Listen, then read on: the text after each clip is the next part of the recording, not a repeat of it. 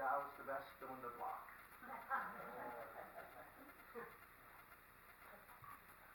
But anyways, don't we have all kinds of emotions?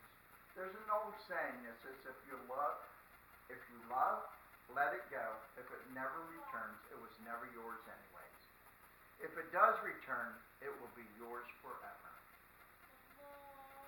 Good saying to remember. If it returns and eats everything in sight and leaves a mess, you are either married or the parent of a teenager. Okay. Let's talk about different types of love, both worldly and godly perspectives. First one, the love between a parent and child. Many of us have had children. As parents, we actually have that emotion that we love our children.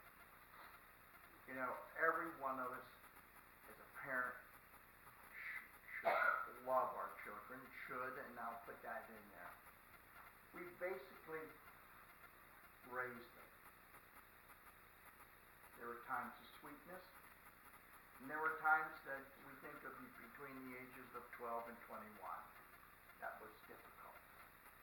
I can remember our children growing up, and our oldest daughter, as she was getting older, and she had driver's license, and one Sunday evening after youth group, the main street, we lived in a house, and I watched her coming down the main street, and behind her was a cop car with the lights shining, going off, and so forth.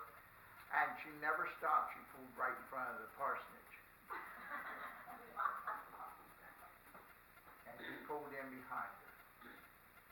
And the policeman got out and says, "Is this your daughter?" And I said, "Yes." Because it was a small town, they knew me.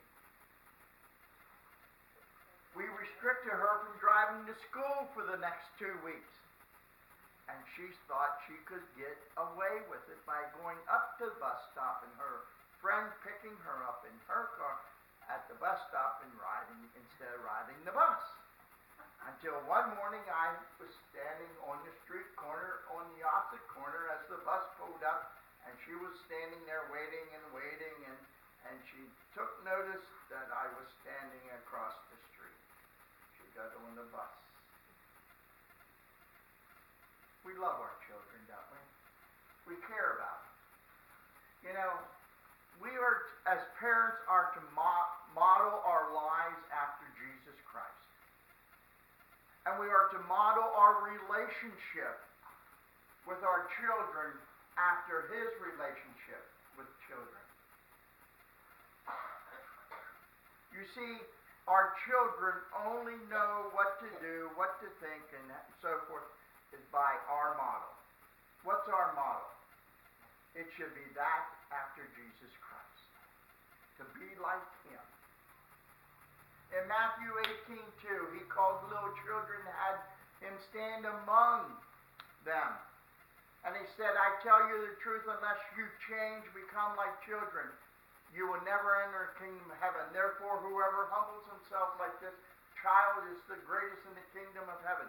Now, my friends, I want us to notice one word here and really take it to heart. He says, unless you change.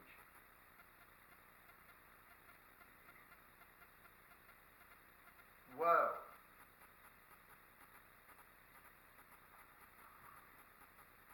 Jesus said to the disciples, unless you change and become like a little child. That means your faith and your walk in Jesus Christ.